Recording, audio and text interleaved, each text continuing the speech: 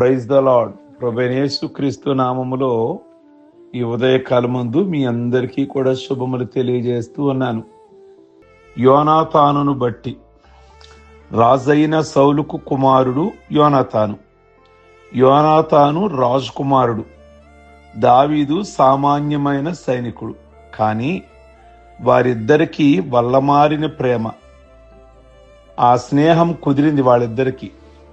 సౌలు కుమారుడైనటువంటి యోనాతాను, అలాగే గొర్రెలు కాసుకునేటువంటి దావీదు.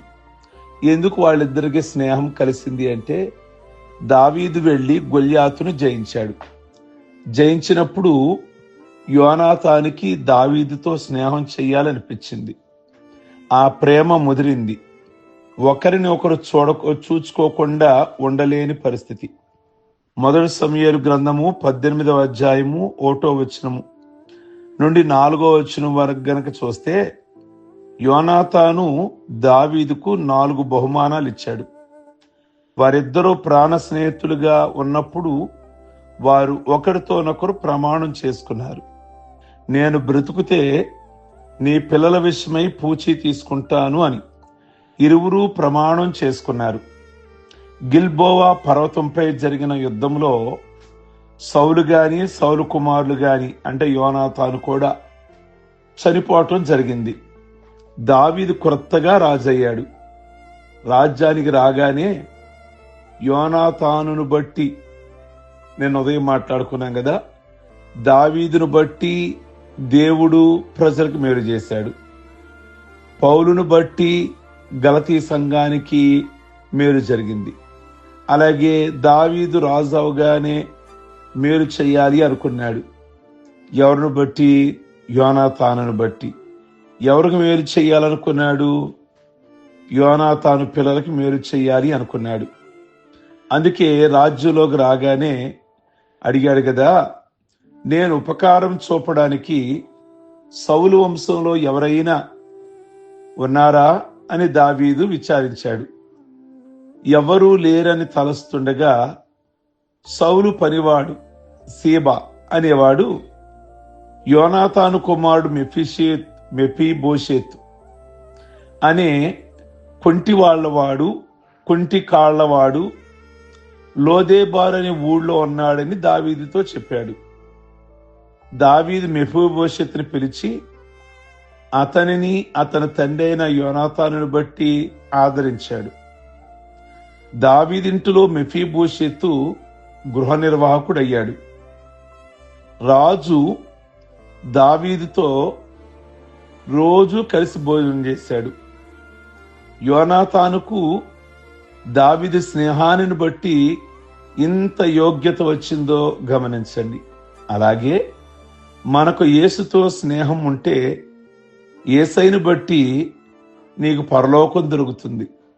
అర్థం చేసుకొని రక్షించబడి యేసయ్య సహవాసానికి, స్నేహానికి రమ్మని ఉదయకాలమందు జ్ఞాపకం చేస్తున్నా. ఈరోజు దావీదు యోనాతాను కుమారుడికి మెఫీబోషెతుకి మేలు చేయడానికి గల కారణం యోనాతానును బట్టి.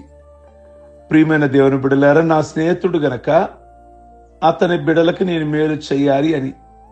కనుక యేసయ్యతో ఈరోజు నీవు స్నేహం కలిగి ఉండాలని దేవుని యొక్క వాక్యం జ్ఞాపకం చేస్తుంది. అలాగే సమరయ స్త్రీని బట్టి కూడా నేను మీకు జ్ఞాపకం చేస్తాను. యోహాను సువార్త 4వ అధ్యాయము 39వ వచనంలో చూస్తే, సమరయ స్త్రీ అని ఒక ఆమె ఉంటుంది బైబిల్లో. సుకారు పట్టణము బావి యొద్ద యేసయ్య ఈమెను కలుసుకున్నారు. యేసయ్య ఆమెతో మాట్లాడారు.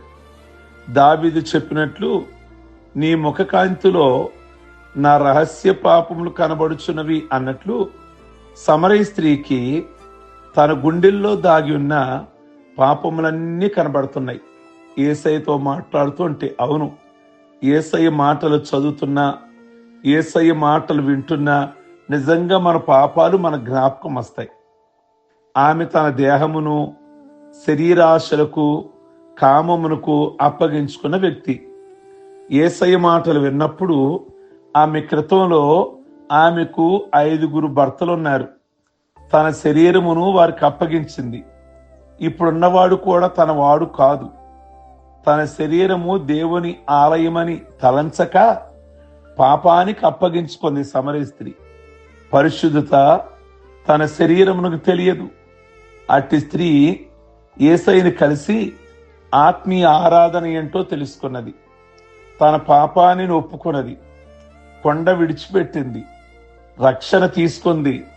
ఆమెను బట్టి, ఆమె మాటలు బట్టి, నడకను బట్టి, చూచే అందరికీ ఆమెలో కలిగిన మార్పును బట్టి, పవిత్ర జీవితాన్ని బట్టి, ఆమె మాటల్లో కనబడు పరిశుద్ధతను బట్టి ఆ ఊరిలోని సమరయులలో అనేకులు యేసయ్యనందు విశ్వాసముంచారు.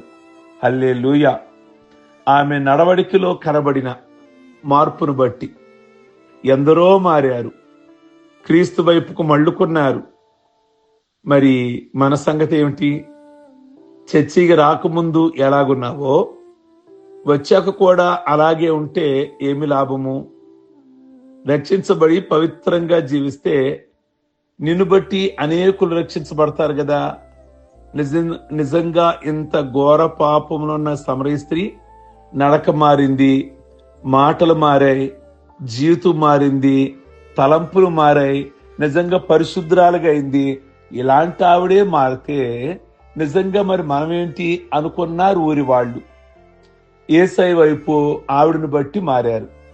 ప్రియ దేవుని బిడ్డలారా, కనుక నిజంగా దావీదును బట్టి మనం జ్ఞాపకం చేసుకున్నాం కదా. దావీదు కూడా అందరి వలె పాపం చేసిన వాడే. కానీ అతని పాప ఒప్పుకోలు. తానెంత లోతులో, ఎంత పాపములో ఉన్నాడో, ఎంత పాపములో పడ్డాడో అంతకన్నా లోతుకు హృదయాన్ని త్రోకున్నాడు. తన పరుపును కన్నీటితో కొట్టుకుని పోయేలాగా ప్రార్థన చేశాడు. కనుక దేవుడు దావీదును అంతగా లోతుగా క్షమించి పైకెత్తాడు. అందుకే 72వ కీర్తన 17వ వచనములో ఉంది, అతని పేరు నిత్యము నిలుచును, అతని నామము సూర్యుడునంత కాలము చిగుర్చును, అతనిని బట్టి మనుషులు దీవించబడుదురు, అతడు ధన్యుడందురు. ఇశ్రాయేలు దేవుడు అతనిని బట్టి స్తుతించబడును గాక, సర్వభూమియు ఆయన మహిమతో నిండి ఉండును గాక. దావీదు దేవునికి ఆ దీవెనికి అర్హుడు కాదు. వాస్తవంగా అతడు పాప జీవితంలో గాని, అతడు పశ్చాత్తాపడిన తర్వాత గాని అతడు వెలిగించబడ్డాడు.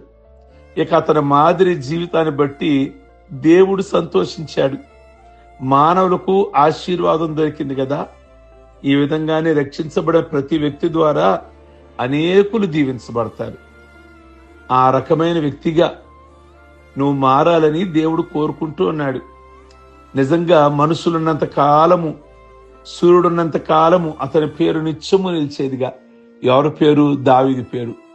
దావీదు నిజంగా అంత ఘోరమైన పాపం చేసినా ఎంత లోతుగా దేవుని సన్నిధిలో ప్రార్థించాడో అందువల్ల దేవుడు అతన్ని క్షమించాడు.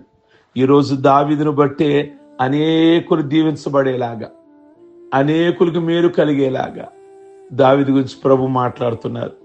యోనాను ఒక్కసారి జ్ఞాపకం చేసుకుంటే, యోనా దేవుని సేవకుడు. దేవుడి ఆజ్ఞాపించి నినివేకు వెళ్ళమన్నారు. దాని పాపాన్ని బట్టి దేవుని ఉగ్రత వస్తుందని చెప్పి అతనికి కావలసిన ఆ డబ్బు కేవు దేవుడిచ్చి పంపించాడు. కానీ యోనా నినివేకు వెళ్ళి తర్షీషు ఓడెక్కాడు. దేవుడు ఒక దిక్కులో వెళ్ళమంటే యోనా మరో దిక్కులో వెళ్ళాడు. అలజడి ఎక్కువైంది. ఓడ మునిగే పరిస్థితి వచ్చింది. ఓడవారు వెతికి చూడగా యోనా అడుగు బాగానే నిద్రిస్తున్నాడు. వారు ఎవరిని బట్టి మాకు ఈ దుర్గతి సంభవించునో, నీ పేరేమి అని అడిగారు. 10వ వచనంలో యోనా తాను దేవుని సన్నిధి నుండి పారిపోతున్నట్లుగా 12వ వచనంలో చెప్తాడు. యోనా పలికిన మాట, నన్ను బట్టి ఈ గొప్ప తుఫాను వచ్చినది అని ఒప్పుకున్నాడు. యోనా ఒప్పుకున్నాడు, నన్ను బట్టే ఈ తుఫాను వస్తుంది, నన్నెత్తి ఈ సముద్రంలో పారవేయండి అని చెప్తాడు. ఆత్మలో తన తప్పు తీర్మానము ఎంతమంది ప్రాణాలకు ముప్పు తెచ్చిందో అర్థమైంది. నిజంగా నేను వెళ్ళటం నా తీర్మానం కరెక్ట్ కాదు. దేవుడు ఒక దిక్కులోకి వెళ్ళమంటే నేను ఒక దిక్కులోకి వెళుతున్నా. అందుకే ఈ ఓడ మీదకి ప్రమాదం వచ్చింది. నన్ను బట్టే ఈ ఓడలో ఉన్న వారికి నష్టం కలుగుతుంది. నన్ను బట్టి నినివే వారికి మేలు జరగాలని కోరి దేవుడు నన్ను వెళ్ళమన్న చోటికి వెళ్ళనందున నా వలన కీడే రాబోతుంది. నన్నెత్తి సముద్రంలో పడవేయండి. ఆ రీతిని సముద్రంలో పడవేయబడ్డాడు. ఇక్కడ గమనించాల్సిన విషయం ఏంటో తెలుసా? ఒక పాపి తన తప్పును లోతుగా ఒప్పుకుంటే దేవుడు ఏ రకమైన భద్రత కల్పిస్తాడో చూడండి. యోనా జీవితంలో చూడొచ్చు. గొప్ప మత్స్యానికి, చేపకి యోనాని మృంగాలని ఆజ్ఞ ఇచ్చాడు. దాని కడుపులో 3 దినాలు ఉన్నాడు. చేప కడుపులో యోనాకి ఆహారము, శ్వాసకు కావలసిన ఆక్సిజన్ ఆ చేప ద్వారా ఇప్పించాడు. దేవుడు యోనాకు 2వ అవకాశం కలగజేశాడు. నినివే పట్నం యోనా ప్రబోధం విని ఆత్మలో కదిలిపోయింది. రాజులు, సామంతులు, సామాన్యులు రక్షించబడ్డారు. మనం యోనా జీవితాన్ని చూస్తే అతడు అవిధేయతలో నుండగా అందరకు అతనిని బట్టి శ్రమ వచ్చింది. చేప కడుపులో నుండి పశ్చాత్తాపడగా నినివే పట్నము అతనిని బట్టి గొప్ప రక్షణ పొందుకుంది. గమనించారా? మనం చూచినట్లుగా దావీదుని బట్టి ప్రజలకు మేలు చేశాడు. యోనాతానును బట్టి దావీదు తన కుమారుడైన మెఫీబోషెతుకు మేలు చేశాడు. పౌలును బట్టి గలతీ సంఘానికి మేలు కలిగింది. యోనాను బట్టి నినివే ప్రజలకు మేలు కలిగింది. సమరయ స్త్రీని బట్టి సమరయ ప్రజలకు దేవుడు మేలు చేశాడు. మరి మన సంగతి ఏమిటి? క్రైస్తవులు అంటున్నాం, చర్చికి వస్తున్నాం, కానుకలు ఇస్తున్నాం, చర్చిలు కట్టిస్తున్నాం, ధర్మకార్యాలు చేస్తున్నాం. ఏమి లాభం? లోకస్తుల్లాగా రక్షించబడకుండా కనుక మనం ఎంతకాలం ఇతరులకి మన వల్ల మేలు లేకుండా, మన వల్ల మన సంఘాలకి, మనల్ని బట్టి మన కుటుంబాలకి, మనముంటున్న ప్రాంతానికి, మనం ఏ ప్రాంతంలో ఉన్నా ఆ ప్రాంత ప్రజలకు దేవుడు మనల్ని దీవెనగా మార్చాలనుకుంటున్నాడు. ఈ ఉదయకాలం అందే నేను నా చుట్టుపక్కల వారికి ఇబ్బందికరంగా ఉన్నానా, దీవెనకరంగా ఉన్నానా అని మాట్లాడిన మాటలు ఒక్కసారి తలపోసుకోమని ప్రభు పేరట మీకు మనం చేస్తూ ప్రార్థించుకుందాం. సర్వశక్తి కలిగిన మా తండ్రి, మీ వందనాలు. ఈ మార్నింగ్ మాట్లాడిన మాటలు మాకు దీవెనకరముగా, మేము అనేకులకు మేలుకరముగా ఉంచండి. అలాగే పెళ్లి రోజులు, పుట్టినరోజులు, రక్షణ పొందిన రోజులు చేసుకుంటున్న బిడ్డలందరినీ దీవించండి, ఆస్వాదించండి. ఆయుష్ ఆరోగ్యాలతో నింపి వారి కుటుంబాలలో ఈ దినం మేలు కలుగులాగున కృప దయచేయమని యేసు నామములో అడుగుచున్నాం తండ్రి. ఆమేన్. God bless you. ఈ మాటలు మీకు దీవెనకరంగా ఉంటే మీ స్నేహితులకు ఫార్వర్డ్ చేయండి, లైక్ బటన్ నొక్కండి, సబ్స్క్రైబ్ చేసుకోమని చెప్పండి. చాట్ బాక్స్ లో మీ అభిప్రాయాన్ని వ్యక్తం చేయండి. Okay, God bless you.